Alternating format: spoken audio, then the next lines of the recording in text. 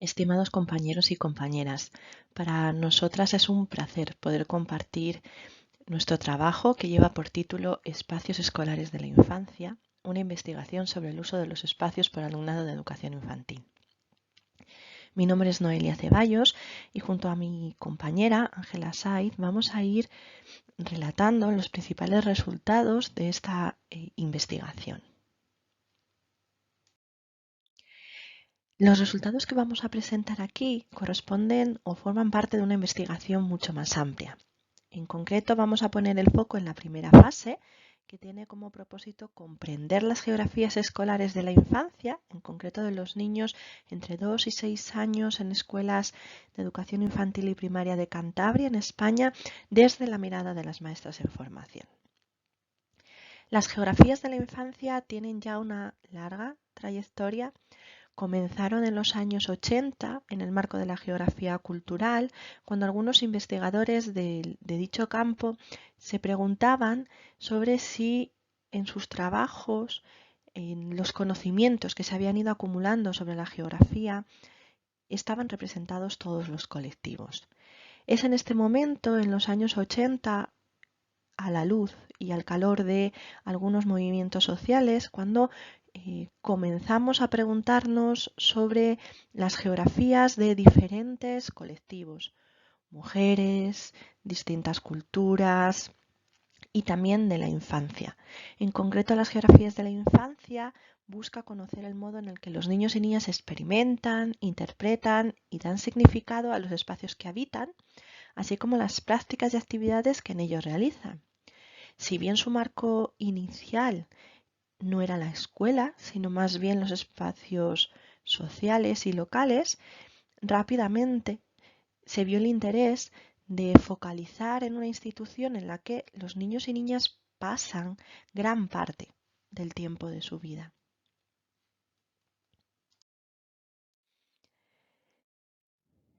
Desde las geografías de la infancia existe una idea del niño y niña como un agente activo y empoderado. Los niños y niñas son vistos como actores en la configuración e interpretación de su experiencia espacial y asimismo como voces autorizadas en la mejora de los espacios que habitan, algo que está muy en consonancia con la Convención de los Derechos de la Infancia y en concreto con el artículo 12 que recoge el derecho a participar de los niños y niñas. Como decíamos, una parte de los estudios de la geografía de la infancia indaga sobre las geografías escolares, buscando o a través de una búsqueda referencial sobre las geografías escolares, encontramos que los niños y niñas tienen una escasa presencia en el diseño de los espacios escolares. La mayor parte de los estudios busca conocer y comprender cómo es esa interpretación, pero es evidente que los espacios escolares están pensados desde la mirada del adulto. Kathleen, en un estudio ya del 2005, señalaba la importancia que tienen las experiencias escolares que tienen los niños y niñas, porque es a través de ellas, de estas actividades, relaciones, vivencias que ocurren en el espacio escolar, cuando aprenden a asociar que hay determinadas actividades y determinados tiempos con determinados espacios y aprenden al mismo tiempo que hay ciertos lugares, ciertos espacios que deben ser evitados o incluso que no les corresponden. Más adelante volveremos sobre esta idea. En las investigaciones encontradas hay dos espacios que se ubican como objeto de interés. El primero de ellos es el espacio de recreo y el segundo el espacio del aula. Como señalábamos al principio de esta presentación, estamos ante una investigación más amplia cuyo objetivo es comprender las geografías escolares de la infancia, de los niños entre los 2 y los 6 años, con una mirada multimodal y multivocal para acometer mejoras que respondan a sus necesidades. En concreto, en este trabajo presentamos la primera fase, que es la aproximación a las geografías escolares de la infancia desde la mirada de las maestras en formación. En concreto, hemos estudiado la geografía escolar de niños y niñas de dichas edades en 47 escuelas de la Comunidad Autónoma de Cantabria, que presentan una amplia diversidad. Hablamos de centros tanto públicos como privado concertados, de centros en el ámbito rural, semiurbano o urbano, y focalizando en la experiencia de los niños de 2 a 6 años. Para acometer esta tarea, las maestras en formación permanecían entre 2 y 4 meses en las escuelas y elaboraban 2 procesos de análisis. El primero de ellos tiene que ver con la creación de un mapa escolar sobre los espacios habitados. El segundo, el análisis de un espacio significativo. Vamos a detenernos un poco a explicar cada una de estas estrategias. Bueno, la primera de ellas, la creación de un mapa, tiene que ver con una estrategia que tiene una amplia tradición que se denomina map making, que es una representación visual del espacio sin pretensión de ser una cartografía precisa. Lo que buscamos o el valor que tienen estos mapas es que nos permita aproximarnos a la percepción, a la interpretación que los participantes, en este caso la infancia, tiene de los espacios escolares. Por tanto, no busca ser una imagen fidedigna en cuanto a la dimensión de los espacios. Para la construcción de estos mapas, las maestras deambulan por las escuelas siguiendo la estrategia de Alison Clark durante este tiempo, observando 3 elementos. El primero de ellos es cuáles son los espacios más utilizados y menos utilizados por los niños y niñas, focalizando en esos aspectos más físicos y materiales. ¿Qué tipo de actividades llevan a cabo? Poniendo el foco en las acciones y qué tipo de relaciones se producen, ¿no? Además de las notas de campo que toman durante sus observaciones, realizan fotografías de dichos espacios que van a servirnos para un análisis posterior. Decíamos que el segundo momento era el análisis de un espacio significativo, es decir, a través de su experiencia, cada una de estas maestras en formación selecciona un espacio escolar, aquel que ellas consideran que es más significativo para los niños y niñas de su escuela, y los analizan siguiendo las categorías y criterios que propone Trueba en su trabajo del 2017: habitabilidad, significatividad, estética, identidad, autonomía, comunicación e interacción, diversidad y complejidad. Vamos a detenernos ahora en los resultados de cada uno de estos momentos. Cuando analizamos los 47 mapas producidos por las maestras en formación, encontramos que en todos ellos hay espacios comunes. Es decir, todas las experiencias comparten unos mismos espacios que pueden ser habitados por los niños y niñas y espacios que no pueden ser habitados. Y esto es independiente de las características del centro. Y para nosotros esta es una idea muy importante. Vayamos un poco más, o hagamos una mirada más focalizada. Bueno, encontramos que en todos los mapas hay algunos espacios que son invisibles, es decir, que no aparecen. Hay espacios que están reservados principalmente a los adultos y que no aparecen entre los espacios que los niños y niñas recorren y habitan. Esto, desde luego, nos habla de un poder desigual en cuanto no solo a lo que acontece dentro del espacio, sino a su posibilidad de tener presencia en dichos espacios. También hablamos o encontramos espacios que hemos denominado imaginados, es decir, espacios que los niños y niñas conocen que existen, que a veces transitan por ellos de una manera rápida, y que están reservados a otros estudiantes, ¿sí? Un ejemplo claro es las aulas de espacios destinados a educación primaria.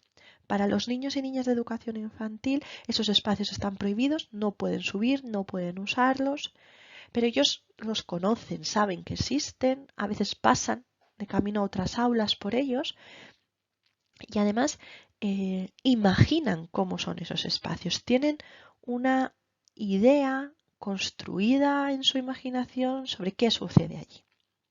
Y luego encontramos un tercer tipo de espacios, que es lo que hemos denominado espacios habitados, que esencialmente hay dos, lo que denominamos espacios de aprendizaje, las aulas, y los espacios de juego, el patio.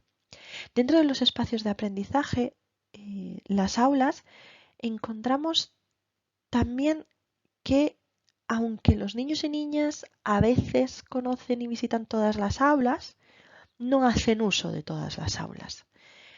Cada grupo tiene asignado un único aula y por tanto hay escasas oportunidades de encontrarnos con otros niños y niñas y escasas oportunidades de usar otros espacios. Y también hablamos de la presencia de aulas no vinculadas a grupos, por ejemplo el aula de música o de inglés, que por ser aulas comunes pudiera parecer que tienen una organización distinta y que sin embargo responden a los mismos patrones, ¿no? Mesas, sillas en el centro, actividades individuales, aunque estemos sentados en grupo. Los espacios de juego, esencialmente los patios, también tienen algunas características comunes. Por ejemplo, que apenas hay elementos que favorezcan el juego y las relaciones, se caracterizan por ser un espacio diáfano con un suelo de cemento y pistas de deporte competitivo. Hay una prevalencia de la seguridad. Cuando hay algún elemento de juego, por ejemplo un columpio, un tobogán, siempre hay un suelo de goma. Y en la mayoría de los casos se observa que no hay una reflexión sobre cuál es ese diseño ni un uso pedagógico de los mismos. La segunda parte del análisis tiene que ver con buscar o analizar un espacio que las maestras consideraban significativo para los niños y niñas. La inmensa mayoría de ellas seleccionaron las aulas. Y esto es relativamente relevante y es muy curioso porque contrasta con las investigaciones previas sobre cuáles son los espacios favoritos de los niños y niñas en la escuela.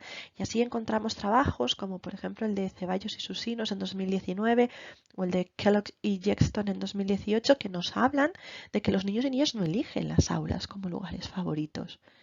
Por tanto, encontramos un contraste grande entre la mirada del adulto que dedica mucho tiempo y mucho esfuerzo a pensar qué ocurre en el aula y la mirada de los niños y niñas. Entrando ya en ese análisis de las aulas, encontramos básicamente que todas las aulas comparten tres tópicos. Que hay un espacio central ocupado por las mesas, que hay una organización periférica alrededor de las mesas donde se ubican los rincones de trabajo y un espacio propio delimitado por una alfombra o elemento similar destinado a la realización de la asamblea. Bueno, si analizamos un poco los criterios que hemos encontrado, lo único que hacemos es ahondar en estas ideas que previamente hemos señalado, ¿no?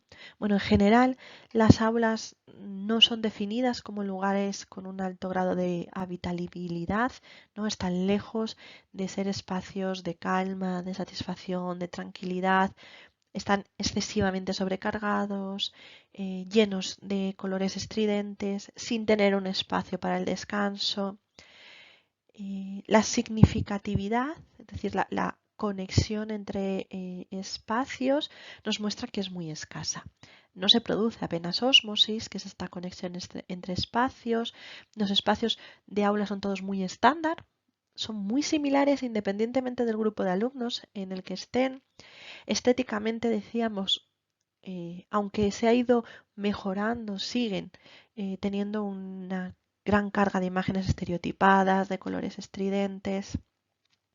Decíamos, las aulas son prácticamente todas iguales, apenas tenemos elementos que identifiquen a las personas que allí viven, más allá de algunas pequeñas fotos para las rutinas o para los percheros. En general sí que son espacios de autonomía, sí que los materiales están a su alcance, que se han pensado el mobiliario y los recursos para que los niños y niñas puedan tener una actividad más o menos autónoma. En cuanto a la interacción, vemos que la asamblea es el espacio esencial de diálogo y que las mesas, aunque están organizadas en grupos, básicamente son para actividades individuales. Hay una escasez en la diversidad de materiales, espacios y tiempos y pocos recursos que favorezcan la incertidumbre, la experimentación, y estos están muy controlados. Bueno, a modo de conclusión, únicamente recoger algunas de las ideas, ¿no? Bueno, siguiendo investigaciones previas, encontramos que el aula y el patio se representan como los espacios más relevantes, aquellos que los niños y niñas usan más durante toda la jornada escolar, aunque recordemos que el aula nunca ha sido en las investigaciones el lugar favorito de manera mayoritaria para los niños y niñas. Las aulas se conciben exclusivamente como espacios de aprendizaje y los patios se definen únicamente como lugares de juego libre. Por tanto, cada uno de ellos parece que tiene un cometido particular. Encontramos también lugares prohibidos, estos a los que la infancia no puede acceder. En definitiva, consideramos, ¿no?, que este trabajo en esta primera fase ha invitado a los docentes en formación y también a nosotras a reflexionar sobre las geografías de la infancia y nos ha cuestionado acerca del sentido y diseño de las aulas en ese contraste de lugar significativo para el adulto, lugar no significativo para la infancia, y las posibilidades de uso de otros espacios que son escasamente utilizados, como los espacios de tránsito o como espacios más compartidos. Muchas gracias por su atención y en esas direcciones de correo electrónico podemos seguir en contacto. Un abrazo.